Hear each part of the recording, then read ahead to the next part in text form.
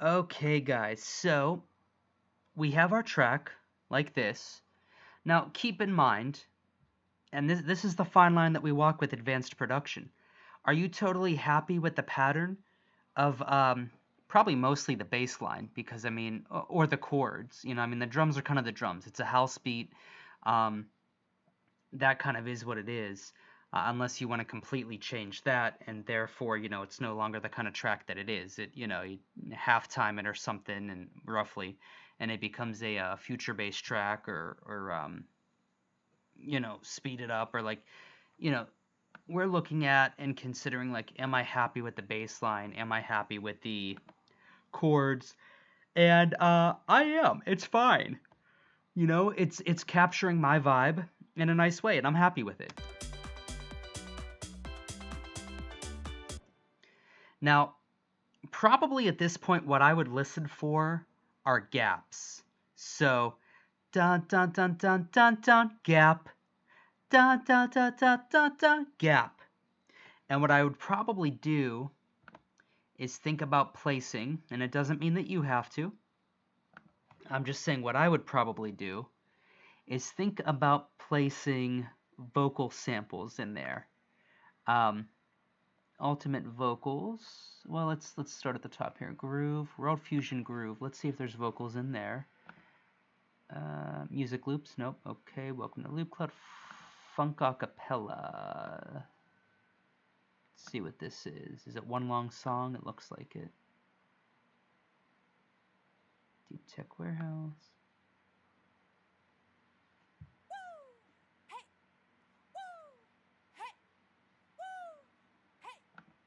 Let's see. Those are drum hits.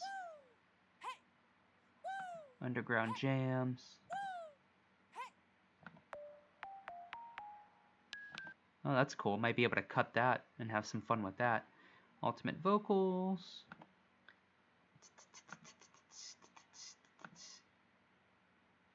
My life was lonely, yeah. No, I don't think we need that one. That's not really the vibe we're looking for. Not that it's bad, just not the vibe. Okay, tribal house, maybe baby. Let's see. Acoustic percussion. Bass house. Let's see if I had any vocals in there. Sounds and effects. Synth bass. And keep in mind, guys, when you see something like that, like I have bass hits here, you don't have to use Nexus. Go in here and grab apparently a donk bass.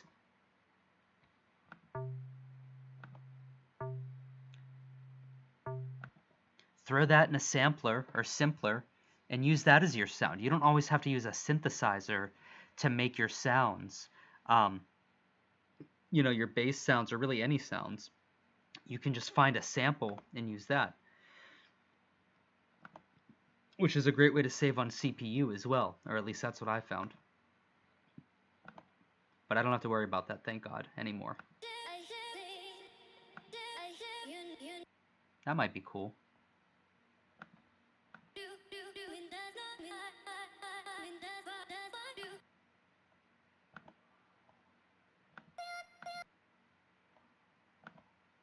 Let's see. Sometimes you have to try stuff and it won't work, but you delete it and go back, replace it.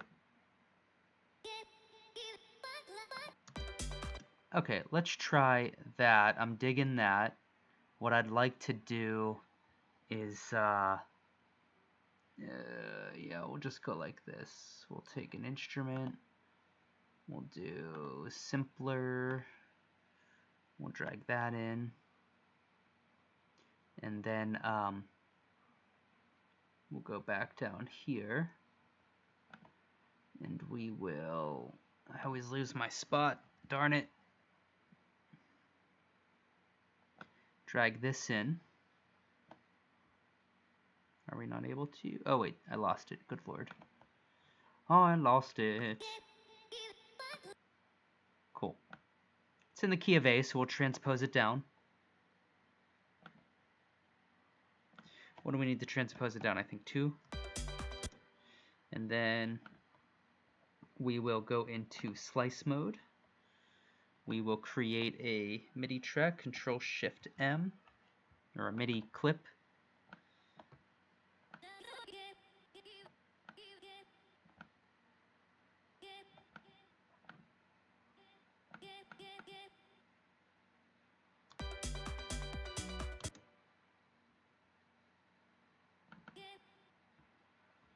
Make this a little wider, because I think the whole thing is nice. You know what I mean? All right, so let's try that. And I'm sloppy. I mean, look at this. This is sloppy. Cool.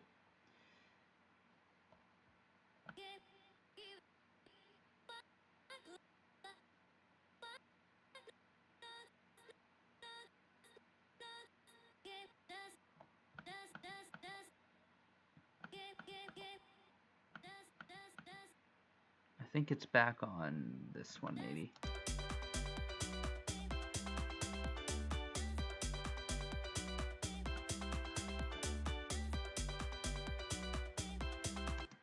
And I am blasting myself out here in the headphones. I know that's kind of low for you guys, but it's killing me over here. Let's see. So we will go... Let's take this up and just make it a little louder so it's relevant in the mix.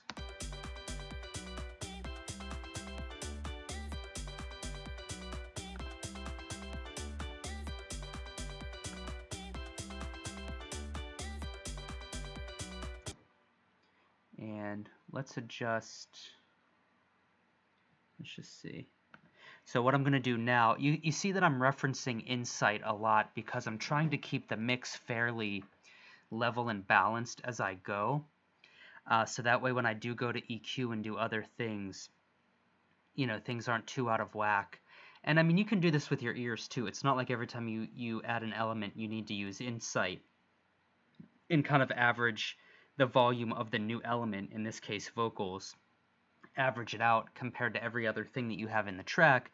I just like to do this because I'm on headphones most of the time, and it's just a good way to kind of let your eyes and your ears link up and see and hear the same thing and understand what it means. So it's just a nice way of connecting those neurons.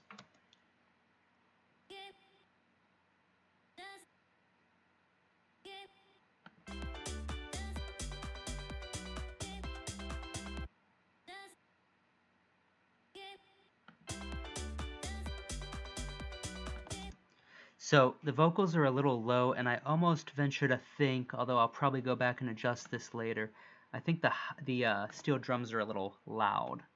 So maybe we'll drop those by 2. And I think we'll raise up the vocals by a dB or 2.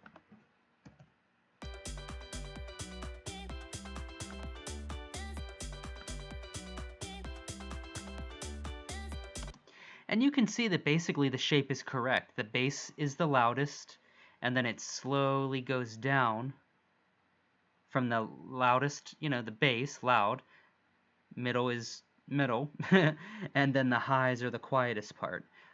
That's kind of the waveform that you want to see when you're making your track, is kind of over here in the bass realm. This should be your loudest hump, and then it should slowly taper down from there. Not necessarily down to 95 or 100, just you should see a sloping downwards from your screen from left to right.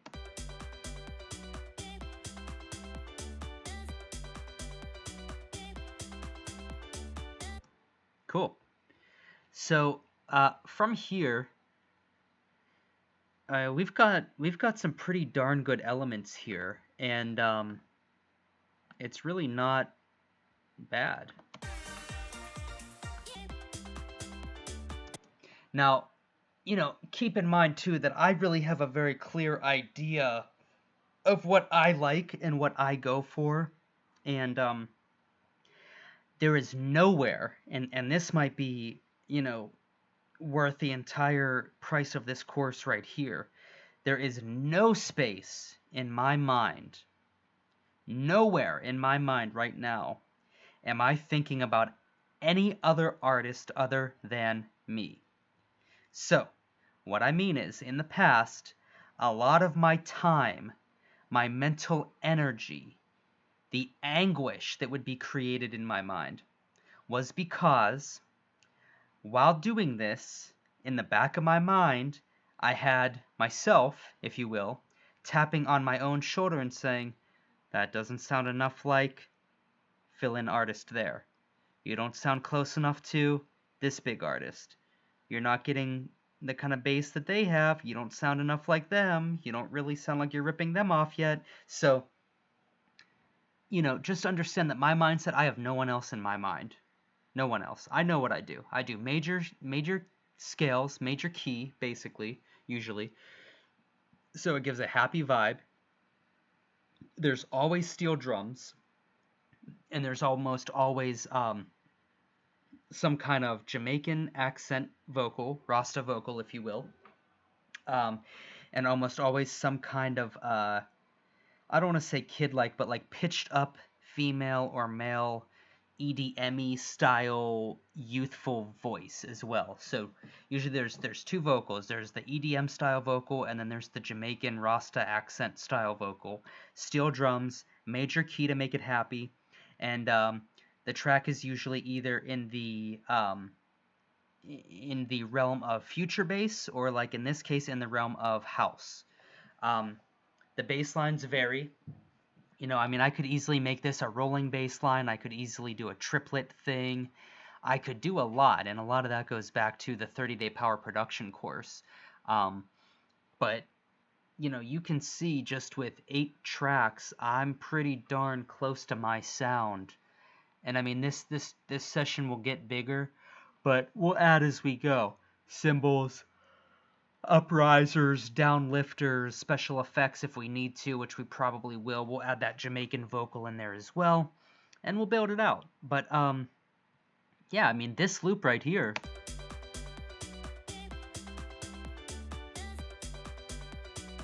I mean, maybe what we would do is take the root note of this stuff, which I assume is probably G. Whoops, that's not what I wanted to do. Click on this, duplicate. Let's name it Saw. And what we'll do is add another Nexi into the mix. Oh wait, we don't need to, sorry. I'm exhausted, guys, so I'm sorry if I'm a little all over the place. Let's go into all, and let's type in Saw. And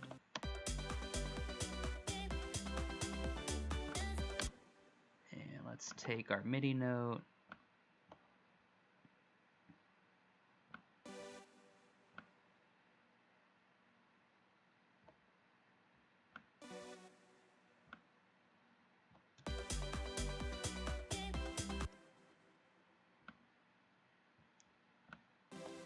We're just trying something here. No clue if this is going to work.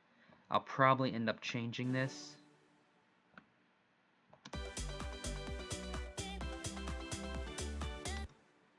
Select all, let's raise it up an octave. I'm not really feeling that, actually. Let's see what would happen if we basically just kept the root chord.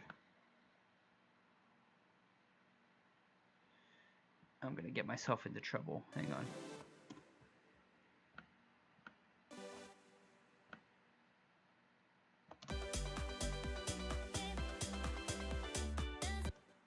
Yeah, I just don't know if that fits for this track this time around. Maybe what we'll do is take just the G note.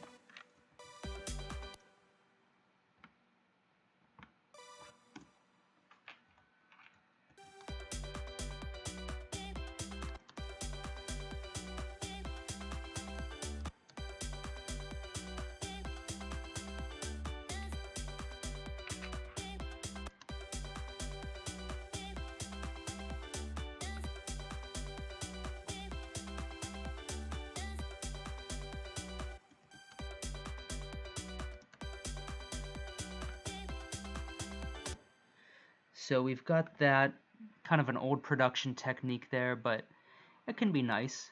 I've used it off and on, and it works nicely. It's not so much about, well, it's old, it just, to me, it isn't about, is it current or not, it's about at least in this case, does it fill out the frequency spectrum. And we might keep it, we might not, but for now, let's get our LFO tool on there.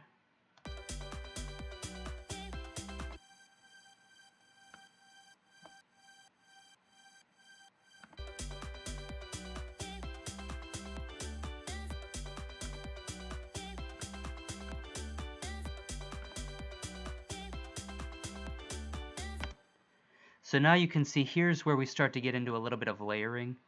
And this is pretty, you know, it doesn't have to be some super thought out crazy thing. Darn it. It just is about what the song needs.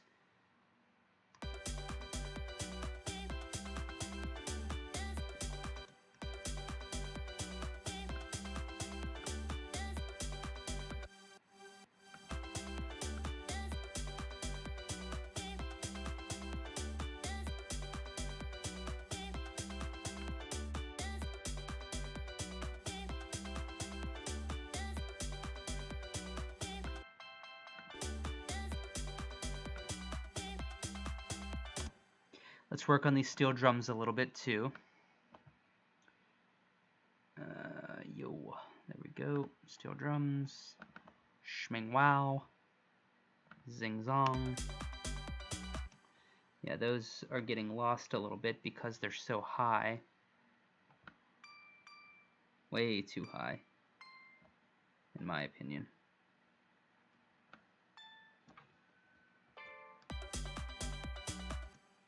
Might even get rid of these ones too.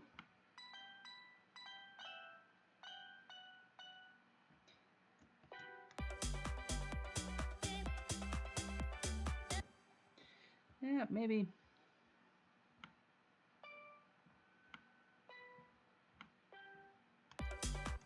I'm okay with that for now. We'll work on it later as well. You know, it doesn't need to be a completed masterpiece right off the bat.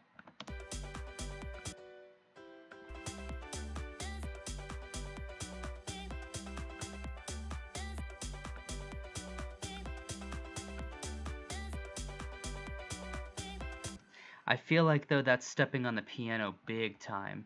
I mean, I definitely hear it. Yeah, it just sounds like the piano got louder because it's just stepping on right where the piano sits.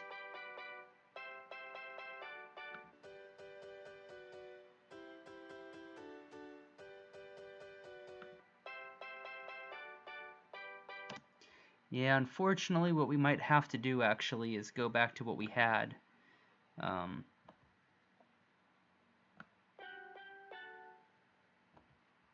Steel drums sound so cool. I just love them.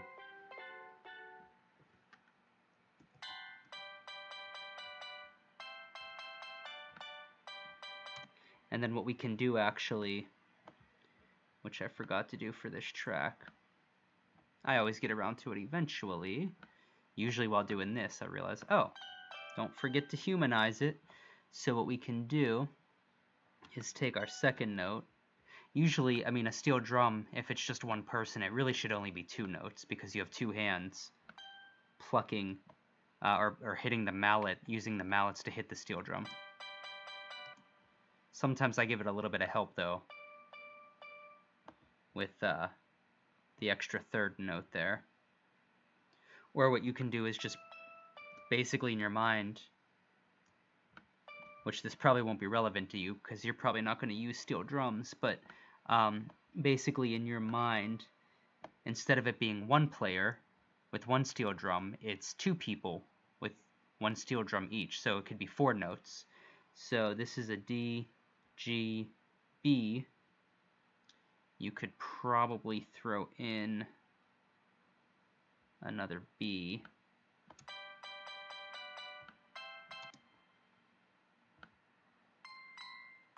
Because that's pretty darn high.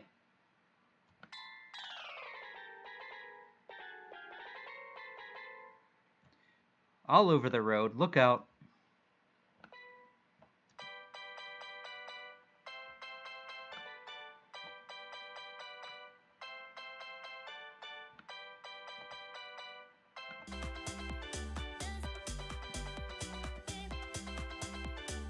And do you hear how that how that arrangement trick just changed the mix.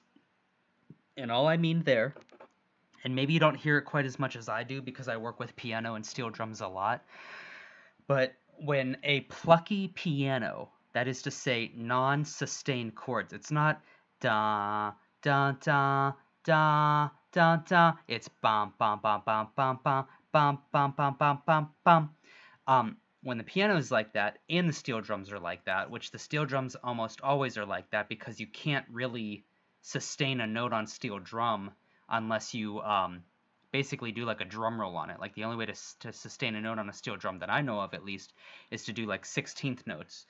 With a piano though, you have a sustain pedal which can ring out a note or a chord much longer than just a basic like eighth note or quarter note hit.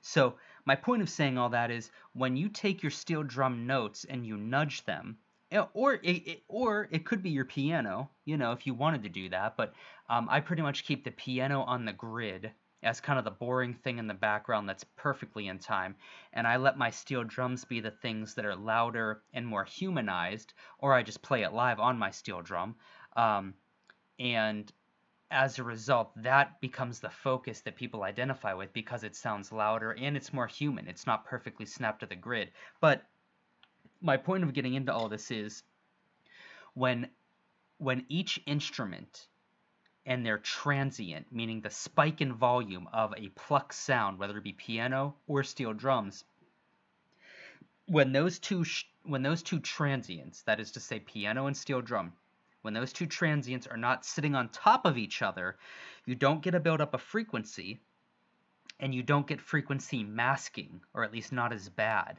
When you nudge the steel drums away, let me say that again. When you nudge the steel drum transients, the spikes in volume as a result of plucking or hitting the steel drum, when you nudge those transients away from the piano, whether they be ahead of the piano note or a little bit behind the piano note, now you have made room in the mix for both to hit, and it just makes the mix more clear. It makes the piano and the steel drums be able to be heard individually. And it's not such a buildup of sound and a buildup of frequency. And that might seem like a bad thing. Like, no, you want a buildup of sound. You want a big sound, a buildup of sound. It's not like that. It's more so a masking. They're kind of on top of each other, not in a good way. You'll get a bigger sound, in my opinion, by separating the transients out, because not everything's sitting at the same time. They're slightly off, than you will keeping it that way. And the other good thing about that is when you don't have transients hitting on top of each other, and you don't have that buildup of sound, you're able to achieve a much louder mix in the mastering process. So that way, when you're getting close to being done with your track, you're not scrambling and going back into your mix and doing a bunch of damage control basically just to get that extra dB or 3 of loudness so that you're commercially competitive with other people. So it's something to keep in mind. Since we're on that topic too, and just in closing of this video, when you have great mastering gear, like the latest version of Ozone, you also don't have to worry as much. I had to do a ton of work in the 30-day power production beginners course because I wasn't using Ozone as my mastering tool. So I had to use a ton of compressors on every single track to basically cut off transients so there wasn't a buildup of transients so that I could even get a marginally loud master. When you use great mastering gear and you do little things like making sure transients aren't standing on top of each other, thus creating a buildup of sound, thus creating a spike in volume, you also can get a loud master. So little thoughts there, little help. Hope that helps.